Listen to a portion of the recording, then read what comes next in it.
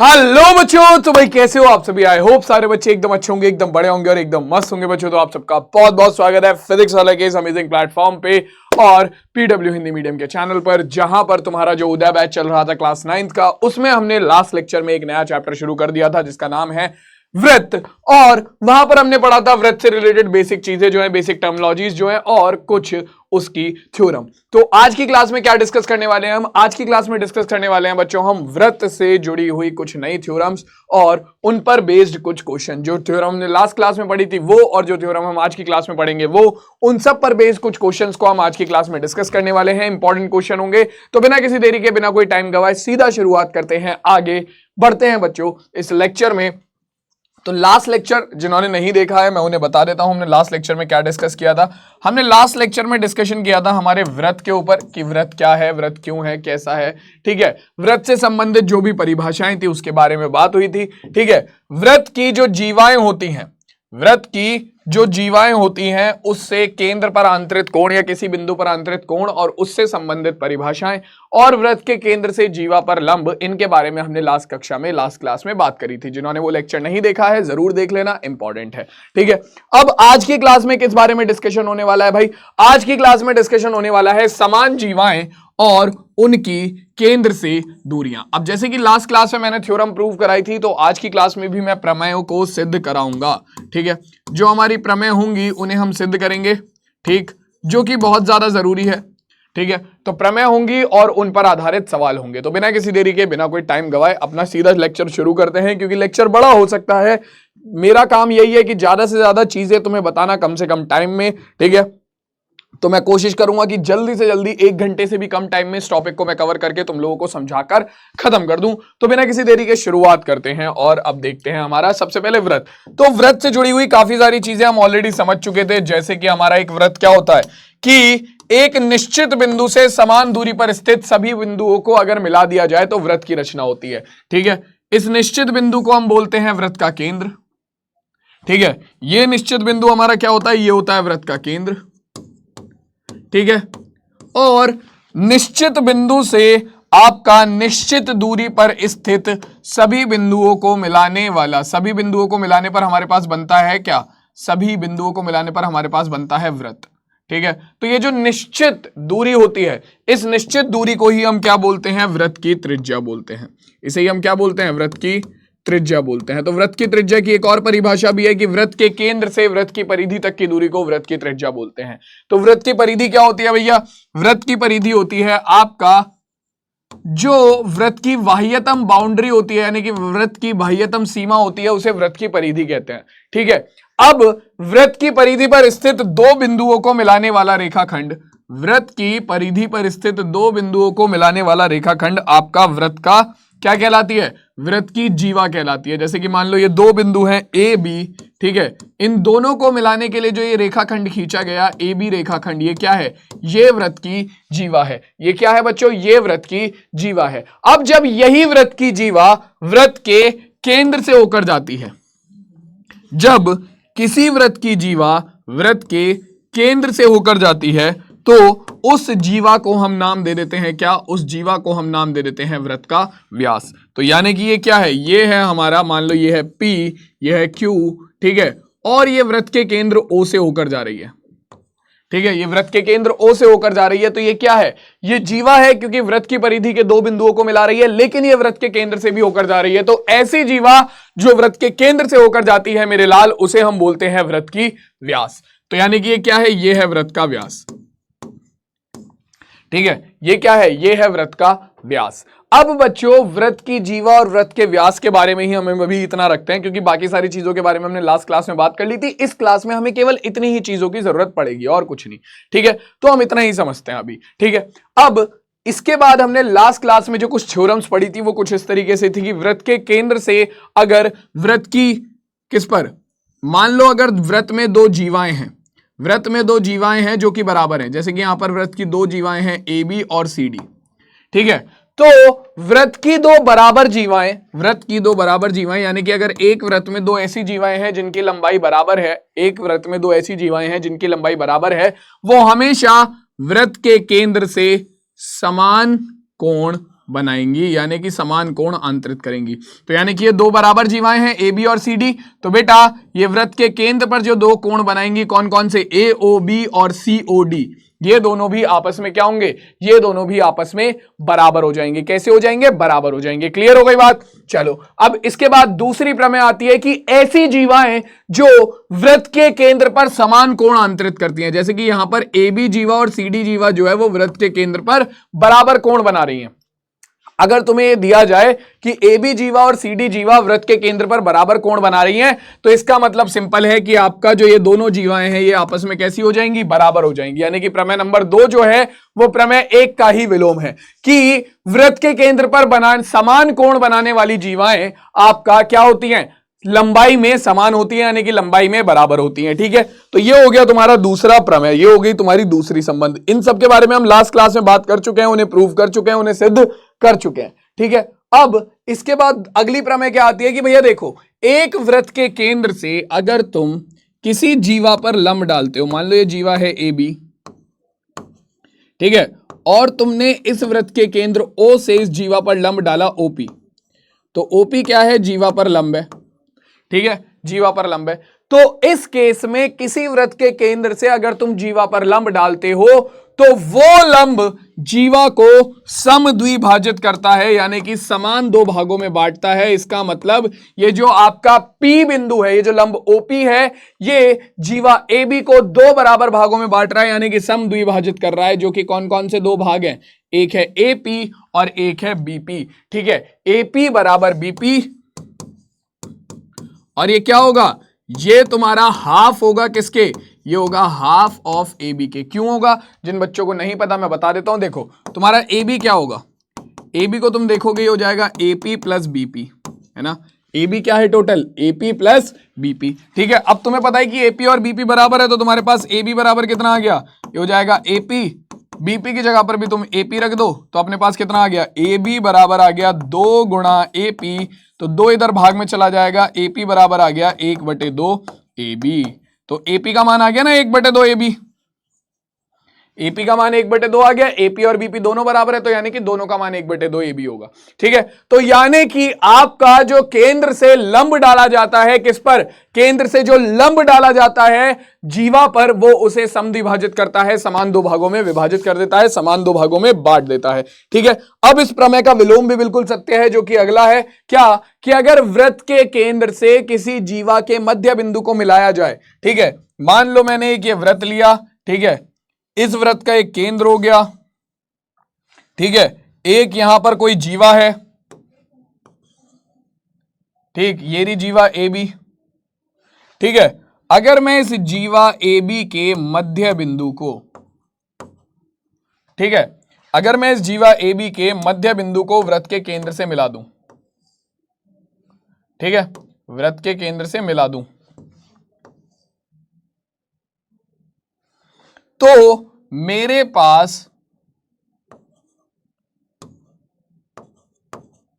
तो आपका क्या है, देखो मैंने ये बोला कि अगर आप वृत्त के केंद्र से जीवा को समद्विभाजित करने के लिए एक रेखा बनाते हो, मतलब कि वृत्त के केंद्र से जीवा के मध्य बिंदु को मिलाने के लिए एक रेखा बनाते हो, तो वो रेखा जो है वो लंब हो जाएगी किस पर, वो रेखा लंब हो जाएगी तुम्हारा किस पर, तुम्हारे दिए गए जीवा पर, दी गई जीवा पर। पिछली वाली प्रमेय का ही विलोम है, ये उल्टा है। ठीक है, अब यहां तक की कहानी हम ऑलरेडी पढ़ चुके थे, अब हमें शुरू करनी है आज का जो मेन टॉपिक है। क्या, आपका जो आज का मेन टॉपिक है वो है समान जीवाएं और उनकी केंद्र से दूरियां। अब इसे समझने के लिए तुम्हें एक पॉइंट क्लियर करना पड़ेगा पहले ही।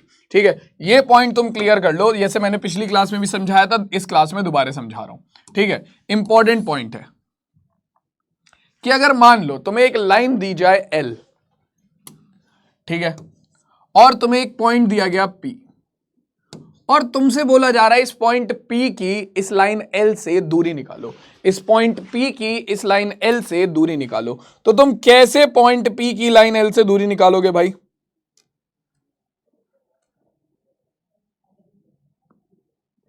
ठीक है, तो अब देखो इसका सिंपल लॉजिक है कि अगर तुम किसी भी पॉइंट की, किसी भी बिंदु की किसी लाइन से, यानी कि किसी रेखा से दूरी निकालना चाहते हो, तो तुम्हें क्या करना पड़ेगा, उस बिंदु से उस रेखा पर लंब डालना पड़ेगा।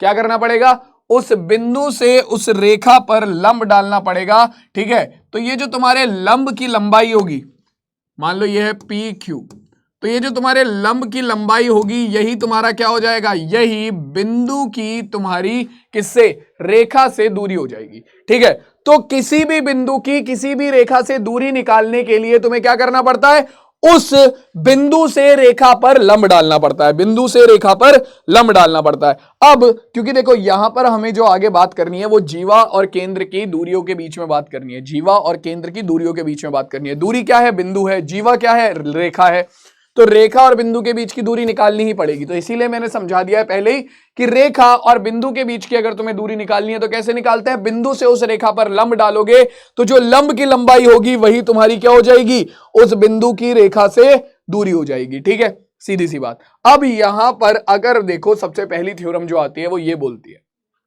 कि आपका एक वृत्त की या सर्वांगसम वृत्तों की बराबर जीवाएं केंद्र से समान दूरी पर होती हैं। सर्वांगसम वृत्तों वाला केस मैं आगे एक्सप्लेन करूंगा, पहले मेन चीज पर आ जाते हैं कि एक वृत्त की बराबर जीवाएं केंद्र से समान दूरी पर होती हैं। मतलब कि अगर मान लो तुम्हारे पास एक वृत्त है, उसमें दो जीवाएं तुमने ले ली। ठीक है, एक जीवा हो गई तुम्हारी ए बी, ये रही,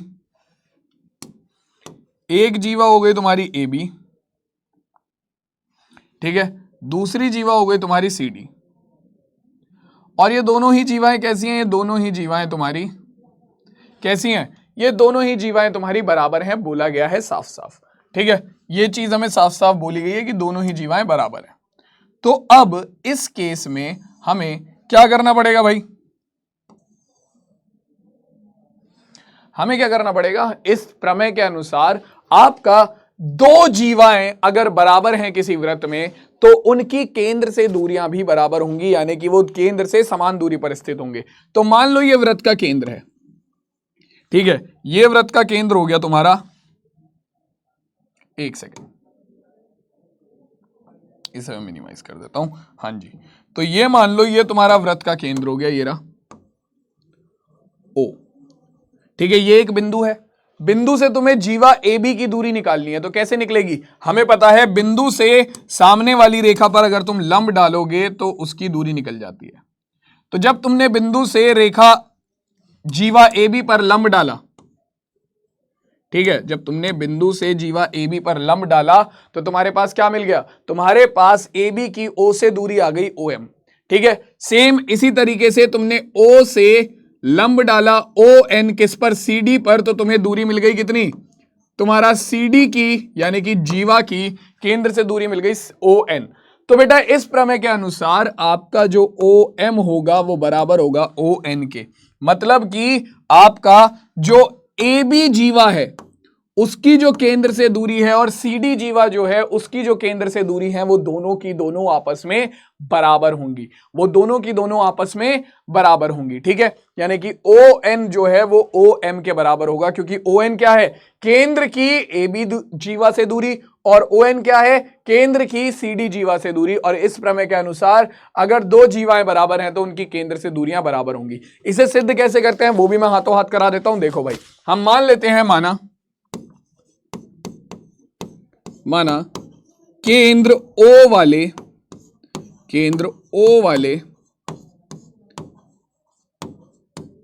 वृत्त की दो जीवाएं की दो समान जीवाएं, पहले ले लिया हमने, दो समान जीवाएं कौन कौन सी हैं भाई, दो समान जीवाएं ए बी व सी डी है। ठीक है, ए बी व सी डी है तथा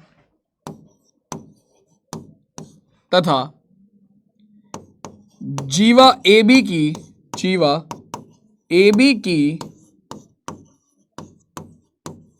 केंद्र से दूरी कितनी है, ओ एम व जीवा सी डी की केंद्र से दूरी ओ एन है। ठीक है, अब देखो ये चीज तो हमने मान ली। अब हमें सिद्ध क्या करना है भाई, हमें सिद्ध करना है कि दोनों जीवाओं की केंद्र से दूरियां जो हैं वो बराबर होंगी, यानी कि सिद्ध करना है। तो अपने पास क्या आ जाएगा, अपने पास प्रूफ आ जाएगा, कितना, अपने पास प्रूफ आ जाएगा कि आपको प्रूफ क्या करना है, आपको प्रूफ करना है कि केंद्र से दूरी जो है दोनों जीवाओं की वो आपस में बराबर है, यानी कि OM बराबर है ON के, OM बराबर है ON के। अब इसे सिद्ध कैसे करेंगे, देखो अब आता है मेन मुद्दा। यहां पर हम करेंगे इसे प्रूफ, और प्रूफ करने के लिए हमारे पास बड़ा बढ़िया काम है। ठीक है, हमें एक रचना करनी पड़ेगी, और रचना क्या करेंगे हम रचना करेंगे कि अपना O से चाहे तो A को मिला दो और O से C को मिला दो, तुम्हारा मन है। ठीक है, चाहे तुम O से B को और O से D को मिला दो। तो मैं O से B को, O से B को और O से D को मिला रहा हूं। ठीक है, O से B को और O से D को मिला रहा हूं। ठीक है, तो देखो भाई रचना, सबसे पहली चीज हमें क्या करनी पड़ेगी, हमें करनी पड़ेगी एक रचना, जो कि क्या है कि O से B व D को मिलाए। अब देखो आपको कुछ चीजें दिखानी पड़ेंगी, क्या, जैसे कि तुम लोगों को पता है क्या, तुम्हें दिखाना है कि OM बराबर है ON के। ठीक है, और तुम्हें क्या मिल रहा है, त्रिभुज OMB और OND दिख रहा है। अगर तुम इन दोनों त्रिभुजों को सर्वांगसम सिद्ध कर दो तो तुम्हारा क्या हो जाएगा, OM बराबर ON हो जाएगा सर्वांगसम त्रिभुजों के संगत भाग से, CPCT, सीधी सी बात। अब यहां पर पॉइंट क्या आता है कि मुझे पता है कि ये दोनों क्या है, समकोण त्रिभुज है, तो यहां पर RHS कसौटी लगाई जा सकती है। ठीक है, जिसमें मुझे पता है कि भैया दोनों में 90 डिग्री का कोण है, क्योंकि किसी बिंदु से किसी रेखा की दूरी निकालने के लिए उस पर लंब भी डालना पड़ता है। तो यानी कि OM AB पर लंब होगा, क्योंकि OM क्या है, बिंदु O से AB की दूरी, और ON CD पर लंब होगा, क्योंकि ON क्या है, ON आपका बिंदु O से रेखा CD की दूरी है। ठीक है, तो अब ये दोनों तो क्या हो गए, समकोण हो गए। ठीक है, समकोण हो गए, समकोण के सामने वाली भुजा दोनों ही त्रिभुजों की आपस में बराबर है, OB बराबर होगा OD के, क्यों, क्योंकि दोनों ही वृत्त की त्रिज्याएं हैं। ठीक है, अब दिक्कत क्या आती है, दो समकोण बराबर आ गए और आपके दो कर्ण बराबर हो गए। ठीक है, तो R और H तो बराबर हो गया, S बचा, यानी कि एक साइड यानी कि हाइपोटेन्यूज बची। अब इस हाइपोटेन्यूज को बराबर कैसे लेकर आए, OM बराबर ON तो आ नहीं सकता, क्योंकि वो तो सिद्ध करना है। बचा क्या जिसे बराबर लाना पड़ेगा, वो है तुम्हारा MB बराबर लेकर आओ ND के। अब ये MB बराबर ND कैसे आएगा, इसके लिए तुम्हें पता है क्या कि तुम्हारी दोनों जीवाएं आपस में बराबर हैं। चूंकि अब देखो भाई, चूंकि AB बराबर है CD के, ठीक है, क्यों है भैया बराबर, ये लिखते हुए चलो, समान जीवाएं, दोनों की दोनों बराबर लंबाई की जीवाएं हैं। ठीक है, तो अब देखो अगर AB बराबर है CD के, तो 1/2 AB बराबर होगा 1/2 CD के। समीकरण 1, दोनों तरफ 1/2 से गुणा कर दी मैंने दोनों तरफ 1/2 से गुणा कर दी, तो मेरे पास क्या आ गया, मेरे पास आ गया कि 1/2 AB बराबर हो गया मेरा 1/2 CD के, है ना। अब तुम्हें पता है कि केंद्र से जीवा पर लंब अगर डाला जाए तो वो जीवा को समद्विभाजित करता है, यानी कि समान दो भागों में बांट देता है। ठीक है, तो हम लिखेंगे चूंकि OM केंद्र O से जीवा AB पर लंब है, AB पर लंब है।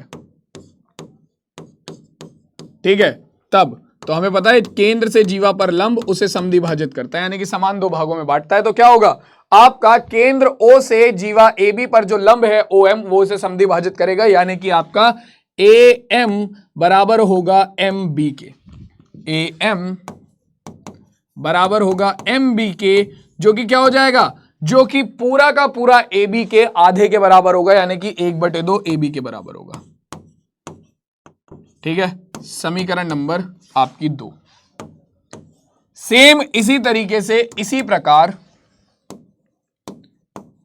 प्रकार आपका जो ओ एन है वो क्या है, वो सीडी रेखा पर, सीडी जीवा पर लंब है। तो यानी कि आपका ओ एन सीडी को समद्विभाजित करेगा, यानी कि सी एन बराबर होगा एन डी, और वो किसके बराबर होगा, पूरे 1/2 सीडी के, है ना, क्योंकि केंद्र से जीवा पर लंब उसे समद्विभाजित करता है। तो आपका ओ, इसी प्रकार ओ एन केंद्र ओ से सीडी जीवा पर लंब है, सेम चीज, लंब है, तब अपने पास क्या आएगा भाई, फाइनली अपने पास निकल कर आ जाएगा कितना, अपने पास निकल कर आ जाएगा सी एन बराबर एन डी बराबर 1/2 सी डी के। ठीक है, अब तुम्हें पता है समीकरण नंबर 1 से 1/2 सी डी किसके बराबर है, 1/2 ए बी के। तो समीकरण 1 से हम क्या करेंगे, यहां पर 1/2 सी डी की जगह पर क्या रख देंगे, हमारा 1/2 ए बी रख देंगे, क्योंकि समीकरण 1 में 1/2 ए बी बराबर है। तो अपने पास कितना आ जाएगा, ये बन जाएगा फाइनली, समीकरण 1 से हमारे पास आ गया सी एन बराबर एन डी बराबर किसके, 1/2 ए बी के। समीकरण नंबर 3, समीकरण नंबर 3। अब तुम समीकरण नंबर 2 और समीकरण 3 से देख सकते हो तुम्हारे पास क्या आ रहा है। समीकरण 2 और समीकरण 3 से तुम्हें दिख रहा है कि ए एम बराबर एम बी भी 1/2 ए बी के बराबर है, और सी एन बराबर एन डी भी 1/2 ए बी के बराबर है। तो समीकरण 1 व 2 से अपने पास क्या आएगा, ए एम बराबर एम बी बराबर सी एन बराबर एन डी, और ये हो गया हमारा प्रूफ। यही प्रूफ करना था मुझे, मैं एम बी को बराबर ले आया एन डी के, एम बी बराबर आ गया एन डी के। अब अपने दोनों त्रिभुज ले लो, तुम्हारा काम हो जाएगा। कौन कौन से त्रिभुज, ओ एम बी व त्रिभुज ओ एन डी में दोनों त्रिभुज ले लिए मैंने। दोनों त्रिभुज लेने के बाद मेरे पास क्या आएगा, सबसे पहले आएगा हमारा ओ एम, सबसे पहले आएगा हमारा कितना, कोण ओ एम बी बराबर होगा कोण ओ एन डी के। कारण दोनों 90 डिग्री के कोण हैं, क्योंकि आपका ओ एन जो है ओ एम ए बी पर लंब है, और ओ एन आपका सी डी पर लंब है। सारी चीजें मैं यहां पर लिख रहा हूं हाथों हाथ, ठीक है। इसके अलावा आपका ओ बी बराबर होगा ओ डी के, कारण आपकी त्रिज्याएं, एक ही वृत्त की त्रिज्याएं हैं तो आपस में बराबर होंगी ही, क्योंकि एक ही वृत्त की त्रिज्याएं बराबर होती हैं, ठीक है। और तीसरा केस आपका क्या, एम बी बराबर आ गया आपका एन डी के, ठीक है। ये कहां से आया, ये सिद्ध किया है। तो दो समकोण त्रिभुजों का कर्ण बराबर सिद्ध कर दिया तुमने, और एक भुजा बराबर दिखा दी। दो समकोण त्रिभुजों में कर्ण बराबर सिद्ध कर दिया तुमने। क्या बराबर सिद्ध करा है तुमने, सिद्ध करा है कोण ओ एम बी बराबर कोण ओ एन डी, दूसरा ओ बी बराबर ओ डी, और तीसरा एम बी बराबर एन डी के। तो भैया आपने एक समकोण त्रिभुज में, एक समकोण मतलब दो समकोण त्रिभुजों में उनकी कर्ण और एक एक भुजा बराबर दिखा दिया। तो कौन सी कसौटी लग गई यहां पर लग जाएगी आपकी आर एच एस कसौटी से। आर एच एस कसौटी से, राइट हैंड साइड नहीं है ये है हमारा राइट एंगल हाइपोटेन्यूस और साइड। आर एच एस कसौटी से हमारे पास क्या आ जाएगा, हमारे पास निकल कर आ जाएगा आपका त्रिभुज ओ एम बी सर्वांगसम होगा त्रिभुज ओ एन डी के, ठीक है। और यहां से सीपीसीटी से हमें क्या मिल गया, बाय सीपीसीटी हमें मिल गया, सीपीसीटी से हमारे पास क्या आ गया, सर्वांगसम त्रिभुजों के संगत भाग बराबर होते हैं, तो यानी कि ओ एम बराबर आ गया ओ एन के, और आपका क्वेश्चन यहीं पर खत्म हो जाता है। ओ एम बराबर ओ एन के, क्या यही हमें प्रूव नहीं करना था भाई मेरे, हैंस प्रूव्ड। तो यानी कि आपका अगर दो जीवाएं, दो जीवाएं हैं, दो समान जीवाएं हैं किसी एक वृत्त में, तो उन दोनों जीवाओं की जो उस वृत्त के केंद्र से दूरी होगी वो भी बिल्कुल समान होगी, यानी कि बिल्कुल बराबर होगी। क्लियर हो गई बात ये सबकी? सबको क्लियर है ये बात? बिल्कुल जल्दी से बोलो, क्लियर है सबको ये बात? बिल्कुल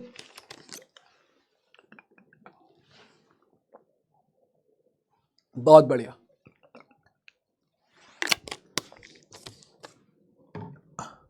अब देखो, अब इसके बाद हमारे पास जो चीज आती है वो क्या है? वो इसी प्रमेय का मतलब यहां पर एक और चीज है जो मुझे एक्सप्लेन करनी थी, वो है सर्वांग समवृत्तों के लिए। तो देखो सर्वांग समवृत्त कौन से होते हैं? सर्वांग समवृत्त होते हैं जिनकी त्रिज्याएं बराबर होती है ना। तो ये प्रमेय ये भी बोलती है कि अगर आपके पास दो सर्वांग समवृत्त हैं, ठीक है, और उन दोनों सर्वांग समवृत्तों में आपके पास क्या है? दो सर्वांग समवृत्तों में आपके पास क्या है भाई? आपके पास है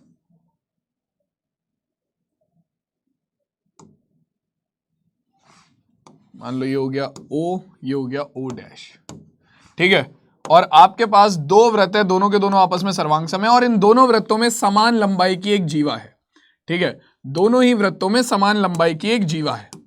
तो बेटा उस केस में क्या होगा? उस केस में इस प्रमेय के अनुसार आपका अगर दो सर्वांगसम वृत्त हैं, यानी कि दो ऐसे वृत्त हैं जिनकी आपकी क्या, जिनकी त्रिज्याएं बराबर हैं, ठीक है, तो ऐसे वृत्तों की केंद्र, ऐसे वृत्तों में अगर आप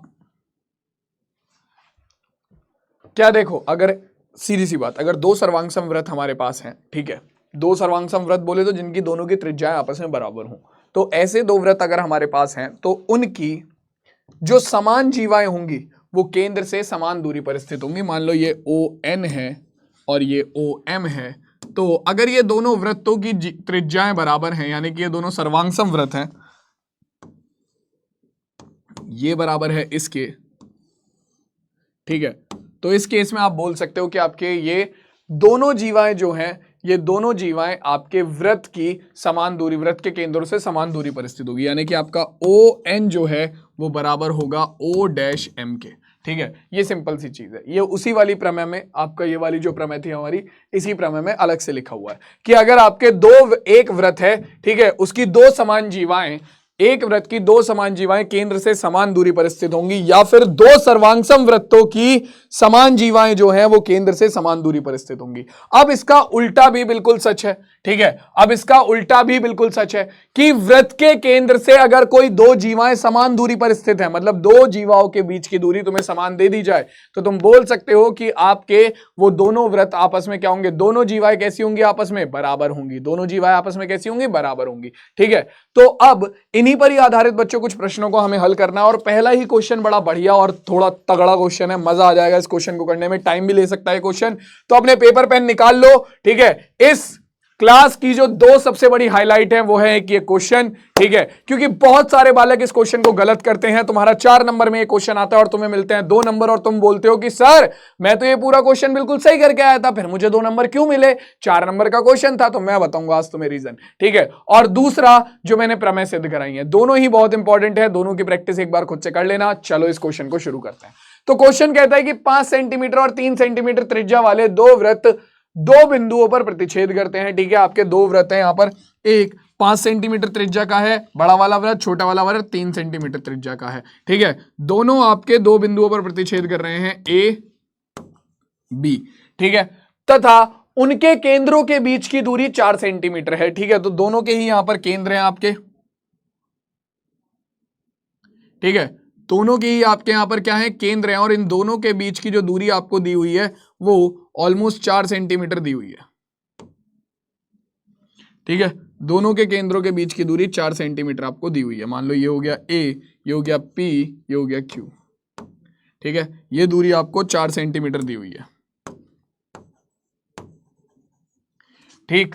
अब आपसे क्या बोल रहा है? मान लो ये आपका, ये बोलता है उभयनिष्ठ जीवा की लंबाई ज्ञात करो। उभयनिष्ठ जीवा यानी कि ऐसी जीवा जो दोनों वृत्तों में आ रही है, तो वो कैसे बनेगी? आपके जो दोनों के दोनों विभाजन बिंदु है, मतलब जहां पर आपके दोनों प्रतिच्छेदी बिंदु जो है, दोनों के दोनों, जहां पर आपके दोनों वृत्त एक दूसरे को प्रतिच्छेद कर रहे हैं, उन दोनों बिंदुओं को मिलाते हुए एक रेखा बना दो, तो तुम्हारे पास आ जाएगी तुम्हारी उभयनिष्ठ जीवा, जो कि यहां पर ये रही, ठीक है, उभयनिष्ठ जीवा है ए बी। ठीक, तो तुम क्या करोगे, इसके दोनों वृत्तों के केंद्र को मिलाओगे, दोनों वृत्तों के केंद्र को मिलाओगे और अपनी रेखा पी क्यू बनाओगे। ठीक है, तो हल करना शुरू करते हैं। हल, ठीक है, तो सबसे पहला वृत्त के केंद्र P व Q को मिलाएं। मिला लिया भाई। अब देखो हमें क्या दिखाना है, हमें दिखाना है ए बी की लंबाई ज्ञात करनी है। अब बहुत सारे बच्चे इसमें क्या करते हैं, इसमें बहुत सारे बालक पहले सीधा ये मानते हैं कि चलो यहां से हमने इसे ले लिया, इसे मिला दिया, ठीक है, हमने क्या करा, हमने P से मिला दिया अपना A को, ठीक है, Q को मिला दिया, एक Q से मिला दिया A को, ठीक, और उसके बाद बच्चे सीधा सीधा ये करते हैं कि भैया आपका ये तो क्या होगा, ये जो PM है ये तो लंब होगा ही होगा। ठीक है, और मुझे समझ नहीं आता तुम्हें कहां दे रखा है इस क्वेश्चन में कि PM जो है वो लंब है AB पर, दे थोड़ी रखा है ये तुम्हें कहीं, लेकिन बच्चे ये चीज मान लेते हैं कि PM जो है वो लंब है AB पर, QM जो है वो लंब है AB पर, और तुम लोग क्या करते हो, तुम्हारा त्रिभुज PAM और QAM में तुम्हें PA का मान पता है, PA का मान कितना है, छोटे वाले वृत्त की त्रिज्या 3 है, बड़े वाले वृत्त की त्रिज्या 5 है, तो तुम क्या करते हो, PAM और QAM में दोनों में पाइथागोरस प्रमेय लगाकर और दो समीकरण तैयार करके इसे आपस में हल कर लेते हो। लेकिन कैसे कर लेते हो तुम ये, तुम्हें कहां दे रखा है कि PM जो है वो लंब है कहां पर, तुम्हारा इस पर AB पर, है ही नहीं, कहीं भी नहीं है। कैसे कर लिया तुमने, अपने आप से नहीं। देखो ये तुम्हें सिद्ध करना पड़ेगा भाई। पहले हम ये सिद्ध करेंगे कि PM जो है वो लंब है किस पर, AB पर, ताकि हम ये बोल सकें कि भैया आपका PMA और आपका QMA ये दोनों कैसे हैं, समकोण त्रिभुज है। तब तुम इसमें पाइथागोरस प्रमेय लगाओगे, संबंध निकालोगे, तब उसे हल करोगे। ठीक है, तो अब मेन मुद्दा आता है कि PM आपका PMA में कोण PMA को 90 डिग्री कैसे सिद्ध करें। तो इसके लिए ही पूरी जद्दोजहद अब करनी है हमें। तो आ जाओ भाई, इसके लिए हम सबसे पहले इधर इसे मिला लेते हैं, ठीक है, इसे इधर मिला लेते हैं। ठीक, चलो भाई अब कार्यक्रम को शुरू करते हैं। हम लेते हैं सबसे पहले हमारे दो त्रिभुज, कौन कौन से, त्रिभुज PAQ और PBQ, ये दोनों त्रिभुज ले लो, PAQ और PBQ। मैं क्यों ले रहा हूं ये दोनों त्रिभुज, ताकि मैं इन दोनों त्रिभुजों को सर्वांगसम सिद्ध करके कोण APQ और कोण BPQ को बराबर ला सकूं। ठीक है, उससे क्या होगा, उससे ये होगा कि जब मैं त्रिभुज APM और BPM को सर्वांगसम सिद्ध करने जाऊंगा, क्योंकि देखो अगर मैंने त्रिभुज APM और BPM को सर्वांगसम सिद्ध कर दिया तो मैं जान जाऊंगा कि ये वाला कोण बराबर है इसके, ठीक है, यानी कि कोण AMP बराबर है कोण BMP के। ठीक है, AB क्या है, एक रेखा है, रेखा पर बना हुआ कोण 180 डिग्री होता है, यानी कि इन दोनों कोणों का योग 180 डिग्री हो गया। ये दोनों कोण आपस में बराबर हैं, तो x प्लस एक्स हो गया 2x बराबर 180 डिग्री के, x का मान आ गया 90 डिग्री, यानी कि आपका एक कोण आ गया 90 डिग्री। तो आपको त्रिभुज APM और BPM को सर्वांगसम सिद्ध करना पड़ेगा, और उन्हें सर्वांगसम सिद्ध करने के लिए आपको पहले त्रिभुज APQ और BPQ को सर्वांगसम दिखाकर कोण APQ और BPQ को बराबर लाना पड़ेगा, नहीं तो ये नहीं होगा। तुम कितनी माथापच्ची कर लो वो नहीं होगा। तो हम सबसे पहले क्या करेंगे, त्रिभुज APQ व त्रिभुज BPQ में, ये तो बहुत ही आसान है, ये तो बहुत ही आसान है। कैसे, सबसे पहले AP बराबर BP के, AP बराबर BP के, कारण दोनों वृत्त की जीवाएं हैं, ये भी 3 सेंटीमीटर वाली जीवा है, ये भी 3 सेंटीमीटर वाली जीवा है, वृत्त की जीवा, सॉरी वृत्त की त्रिज्या, वृत्त की त्रिज्या। ठीक है, दूसरा तुम्हारा AQ बराबर होगा BQ के, AQ बराबर होगा BQ के, सेम कारण, ये आपके बड़े वाले वृत्त की जीवाएं हैं, ये आपके बड़े वाले वृत्त की जीवाएं हैं, तो ये दोनों भी आपस में बराबर होंगी। ठीक है, और तीसरा और आखिरी आपका ये बराबर आ गया इसके, और तीसरा और आखिरी आपका PQ बराबर होगा PQ के, PQ बराबर होगा PQ के, कारण उभयनिष्ठ भुजा दोनों ही त्रिभुजों में आ रही है, तो जब एक त्रिभुज की तीन भुजाएं दूसरे त्रिभुज की तीन भुजाओं के बराबर होती हैं तो वो दोनों त्रिभुज आपस में सर्वांगसम हो जाते हैं। तो यानी कि त्रिभुज APQ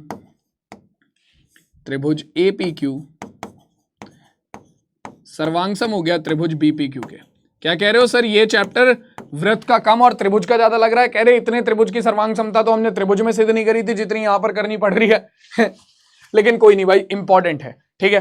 तो अपना क्या आ गया, त्रिभुज APQ त्रिभुज BPQ के सर्वांगसम हो गया। तो CPCT से क्या आ जाएगा, CPCT से हमारे पास निकल कर आ गया कोण APQ बराबर कोण BPQ के। और यही तो एक हिट लिस्ट वाली चीज थी जो हमारे पास नहीं थी, जो इस क्वेश्चन को कंप्लीट सॉल्व करने से हमें रोक रही थी, वह यही एक चीज थी।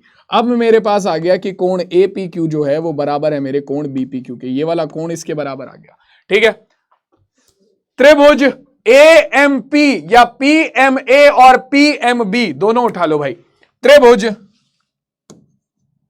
PMA व त्रिभुज PMB, बेटा इस तरीके से क्वेश्चन को सॉल्व करोगे तो तुम्हें पूरे के पूरे नंबर मिलेंगे, कोई एक नंबर काटने वाला नहीं है तुम्हारा यहां पे अब, ठीक है। तो क्या आएगा, सबसे पहले तुम्हारा PMA और PMB में आपका देखो, सबसे पहले PA बराबर PB, क्योंकि दोनों वृत्त की त्रिज्याएं हैं। PA बराबर PB, कारण लिखते हुए चलेंगे, वृत्त की त्रिज्या, वृत्त की त्रिज्या, ठीक है। दूसरा PM बराबर PM, क्यों, उभयनिष्ठ, उभयनिष्ठ। और तीसरा आपका देखो, आपने PA और PM को बराबर दिखा दिया PB और PM के। इसके अलावा आपका PA और PM के बीच का कोण PB और PM के बीच के कोण के बराबर है। यानी कि एक त्रिभुज की दो भुजा और उनके बीच का कोण दूसरे त्रिभुज की दो भुजा और उनके बीच के कोण के बराबर हो गया। आपका कोण कोण APM बराबर हो गया कोण ABPM के, ठीक है। क्योंकि आप ऑलरेडी सिद्ध कर चुके हो कि आपका कोण APQ BPQ के बराबर है, और APM और APQ दोनों एक बराबर हैं, और BPM और BPQ दोनों एक बराबर है, ठीक है। तो हम यहां पर लिख देंगे, इसका कारण क्या है, सिद्ध किया है, सिद्ध किया है।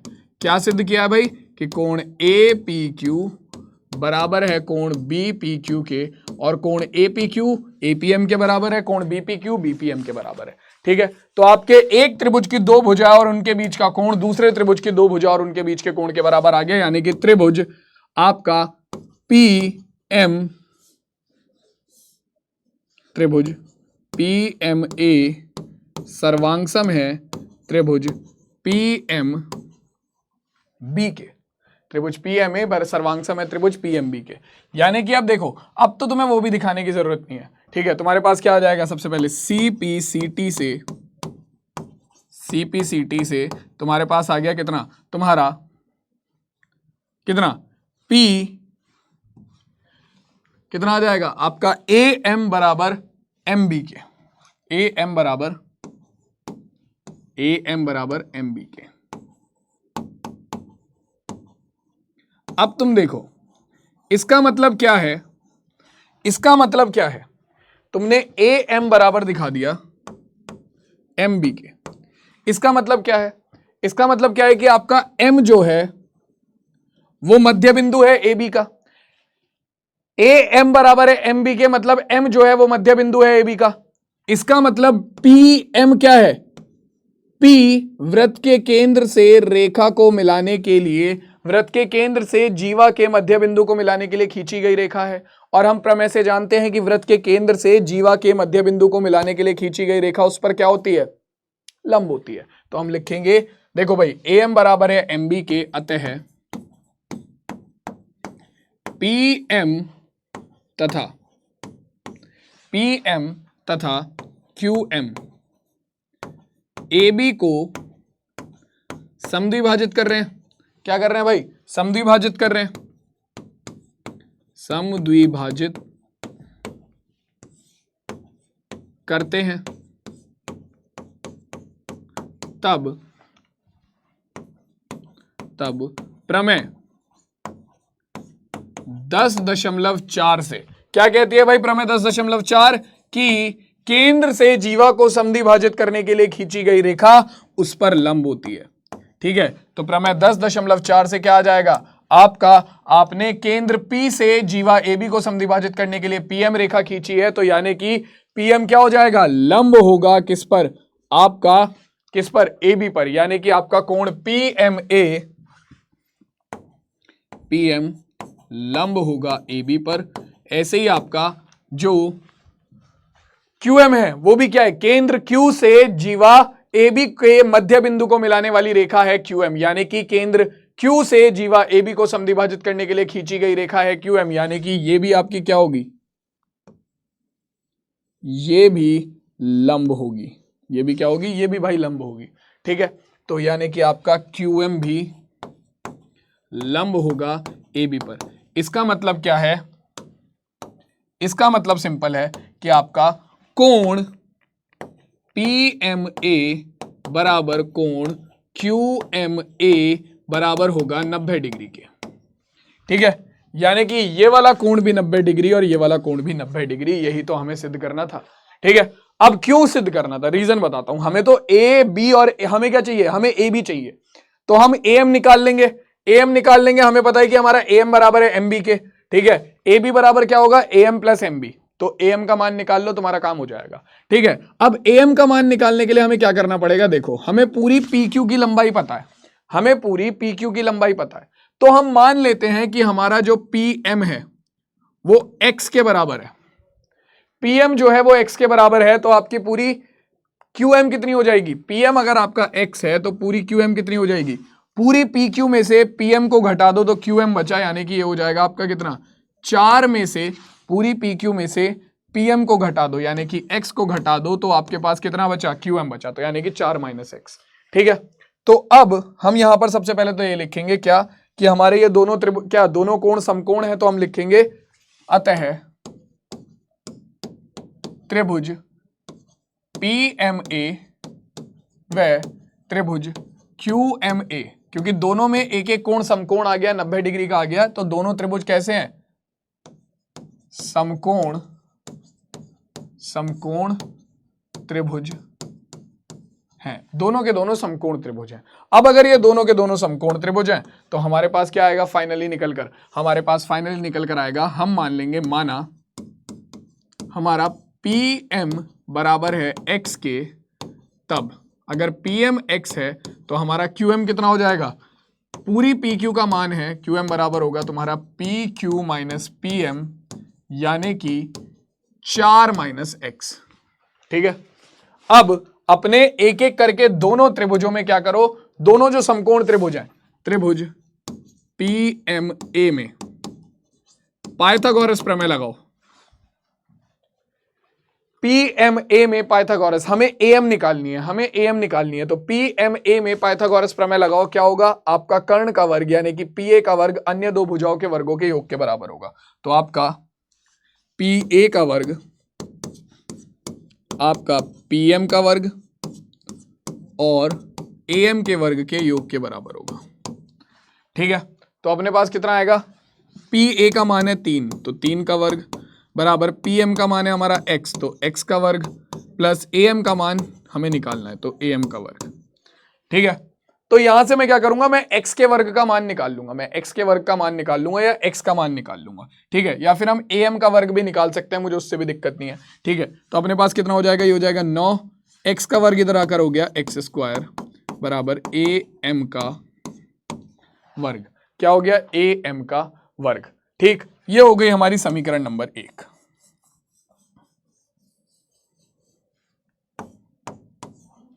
ठीक है, अब दूसरा त्रिभुज देखो, त्रिभुज QMA में, त्रिभुज QMA में हमारे पास क्या आएगा, फिर वही चीज होगी कि हमारे QMA कर्ण का वर्ग अन्य दो भुजाओं के वर्गों के योग के बराबर, तो QA का वर्ग बराबर होगा आपका QM का वर्ग,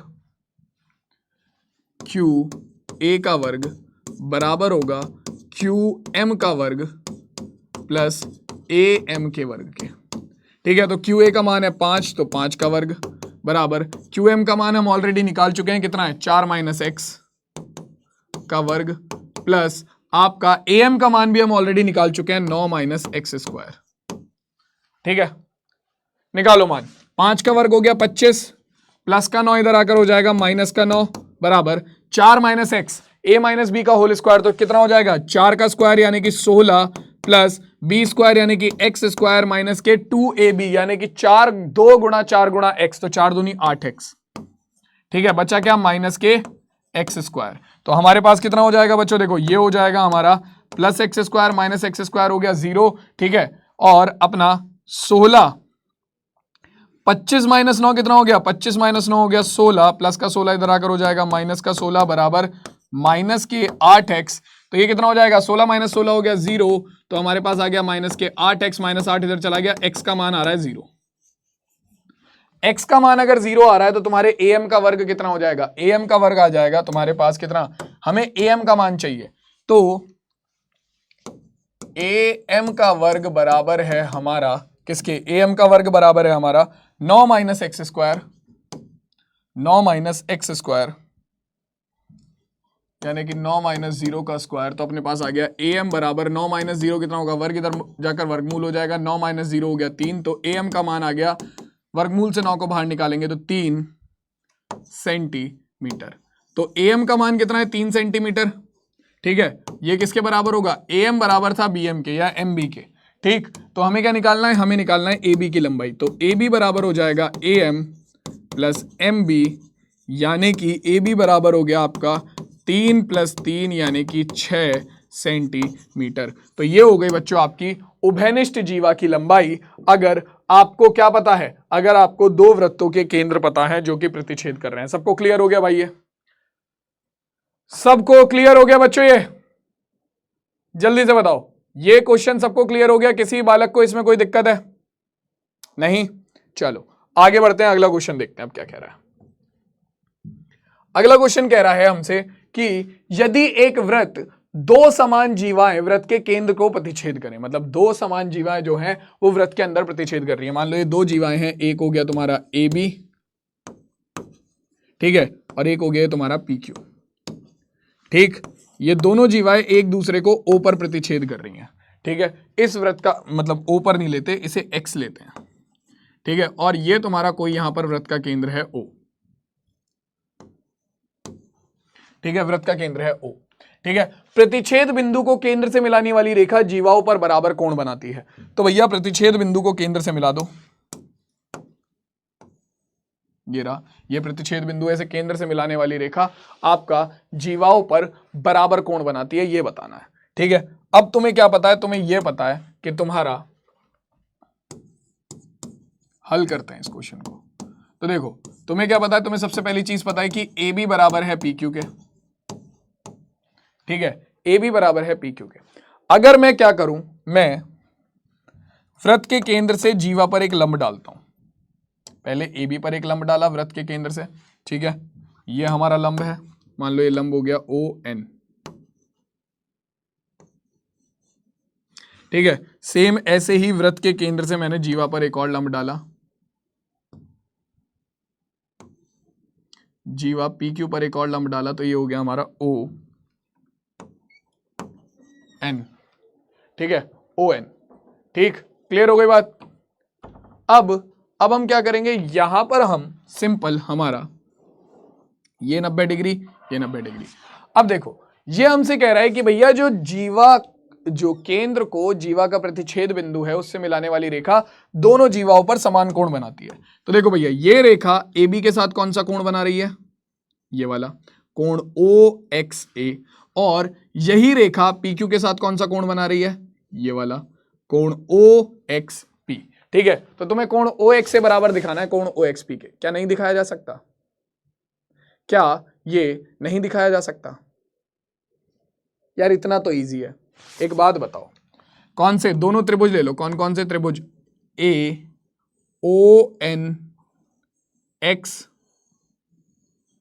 ठीक है, और दूसरा त्रिभुज ON,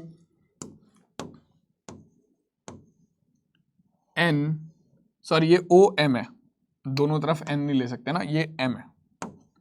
तो ONX और OMX, सबसे पहले देखो दोनों के दोनों समकोण त्रिभुज है, ठीक है, समकोण त्रिभुज है तो सबसे पहले RHS कसौटी का R मिल गया, RHS कसौटी का R मिल गया। दूसरा आपका OX बराबर होगा OX के, क्यों, उभयनिष्ठ भुजाएं हैं, ठीक है। और तीसरा आपका ON बराबर होगा OM के, क्यों, क्योंकि भैया देखो ON क्या है, केंद्र से जीवा पर लंब है, यानी कि ये क्या है कि किसी भी बिंदु से रेखा पर लंब क्या होता है, उस बिंदु की रेखा से दूरी, तो यानी कि केंद्र से जीवा पर लंब, यानी कि ON क्या है, ON जीवा AB की O से दूरी है। ऐसे ही OM क्या है, आपका जीवा PQ की O से दूरी है, ठीक है। हमें पता है AB बराबर है PQ के, तो केंद्र की जीवा से दूरी क्या होती है, अगर दो जीवाएं बराबर हों तो वो केंद्र से समान दूरी पर होती हैं, यानी कि आपका ON और OM ये दोनों आपस में बराबर होंगे, क्योंकि ये केंद्र से जीवाओं, समान जीवाओं की दूरी है और केंद्र से समान जीवाओं की दूरी हमेशा बराबर होती है, तो यानी कि ON बराबर हो गया OM के, ठीक है। तो भैया देखो समकोण त्रिभुज में तुमने दो समकोण त्रिभुजों में तुमने कर्ण और एक भुजा को बराबर सिद्ध कर दिया, यानी कि दोनों RHS हो गए, RHS कसौटी से दोनों सर्वांग सम हो गए। अगर दोनों त्रिभुज सर्वांग सम आ जाएंगे, तुम्हारा त्रिभुज ON और X सर्वांग सम आ गया त्रिभुज OMX के, तो तुम सर्वांग समता से क्या लिख सकते हो, बाय CPCT, यानी कि CPCT से तुम क्या लिख सकते हो, CPCT से तुम साफ साफ लिख सकते हो कि तुम्हारा कोण OXN बराबर होगा कोण OXM के, ठीक है, यानी कि ये वाला कोण बराबर आ गया इस वाले कोण के, यही तो सिद्ध करना था। OXN बराबर आ गया OXM के, तो आप लिख सकते हो अतः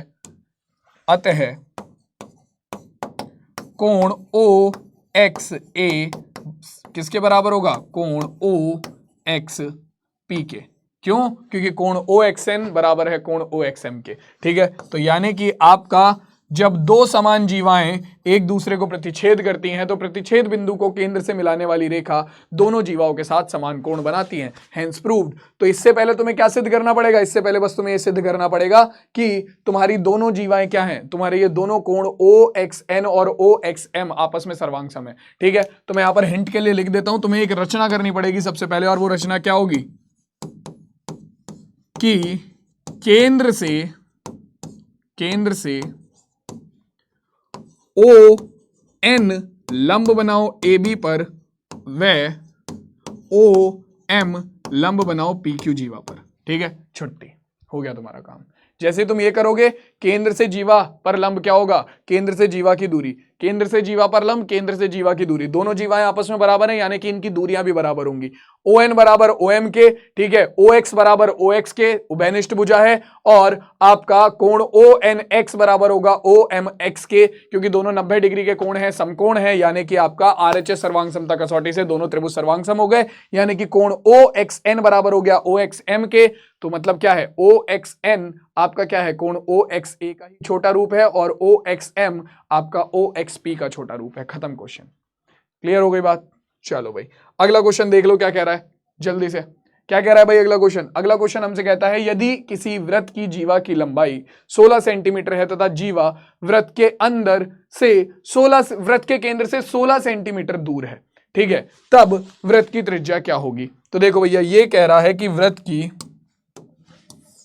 एक वृत्त है,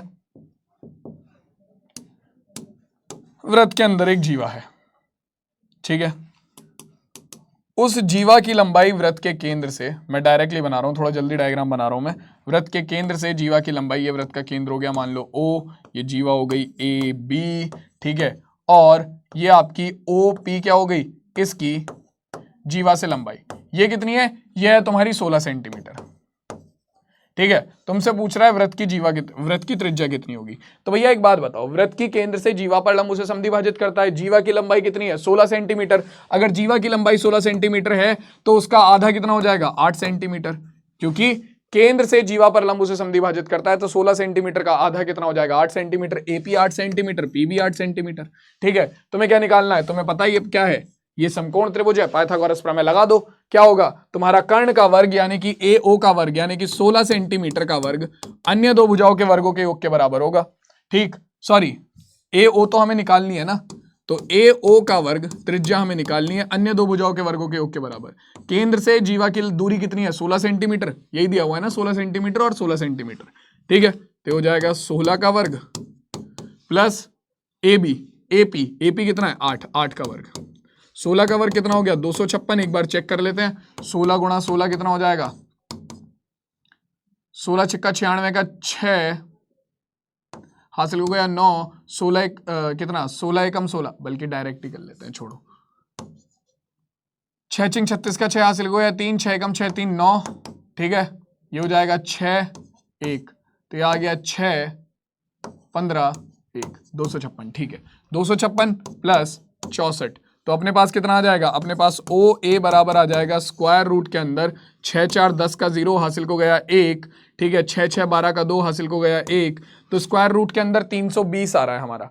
कितना निकल कर आ रहा है स्क्वायर रूट के अंदर 320 निकल कर आ रहा है। इसे हम हल करेंगे तो हमारे पास हल करने के बाद जो आ जाएगा वही तुम्हारा आंसर हो जाएगा, ठीक है। तो एक बार कर लोगे इसे सॉल्व, कर लोगे भाई इसे सॉल्व, जल्दी से बताओ किसी को कोई दिक्कत है यहां पर। चलो भाई क्लियर है सबको। ये आपको क्या दिया हुआ था, किसी वृत्त की जीवा की लंबाई दे रखी थी 16 सेंटीमीटर, ठीक है। तो अपने पास कितना आ गया, अपने पास आ गया 16 का आधा 8 सेंटीमीटर, तथा वृत्त की केंद्र से 16 सेंटीमीटर दूर स्थित है। जीवा जो है वृत्त के केंद्र से 16 सेंटीमीटर दूर स्थित है। तो ये हो गया 16, ये हो गया 8, ये आपको निकालना था। तो इसका वर्ग अन्य दो भुजाओं के वर्गों के योग के बराबर होगा। 16 का वर्ग हो गया 256, 8 का वर्ग हो गया 64, दोनों को हमने जोड़ा तो आ गया 320, स्क्वायर रूट इधर जाएगा स्क्वायर रूट 320। तो मुझे लग रहा है इनमें से तो कोई सा भी आंसर आ नहीं रहा है हमारा, ठीक है। इनमें से तो कोई सा भी आंसर आ नहीं रहा है हमारा, क्योंकि 17 का वर्ग होता है 289, 16 का वर्ग होता है 256, 15 का वर्ग होता है 225 और 34 का वर्ग होता है हमारा कितना, 34 का वर्ग होगा तुम्हारा कितना, साइड में कर लेते हैं। इनमें से तो कोई सा भी आंसर नहीं है। 4 चौक 16 का 6 हासिल को गया 1, 4 तिया 12 और 1 13, ठीक है। 3 चौक 12 का 2 हासिल को गया 1, 3 तिया 9 और 1 10, तो ये आ रहा है 6 5 1 1, 1156 आ रहा है भाई। 4 चौक 16 का 6 हासिल को गया 1, 4 तिया 12 और 1 13, ठीक है। और 3 चौक 12 का 2 हासिल को गया 1, 3 तिया 9 और 1 10, हाँ भाई ठीक है बिल्कुल। तो इनमें से तो कोई सा भी आंसर नहीं है, तो अपना एक और ऑप्शन ऐड कर लेते हैं, नन ऑफ दी अबव, ठीक है। तो अपना तो नोटा ही आंसर आएगा, क्योंकि स्क्वायर रूट 320 आंसर आ रहा है, ठीक है। तो अपनी आज की क्लास को हम यहीं पर एंड करते हैं। इस क्लास की जो पीपीटी अगर तुम्हें मिलती है तो उसमें तुम्हें और 1-2 एक्स्ट्रा क्वेश्चन मिलेंगे, तो वो भी देख लेना। मैं तुमसे मिलता हूं सीधा तुम्हारी नेक्स्ट क्लास में, जहां पर हम अगले टॉपिक को कवर करेंगे। आई होप तुम लोगों को आज की क्लास में मजा आया होगा, ठीक है। मिलते हैं सीधा नेक्स्ट क्लास में, तब तक के लिए टेक केयर, टाटा और बाय बाय बच्चों।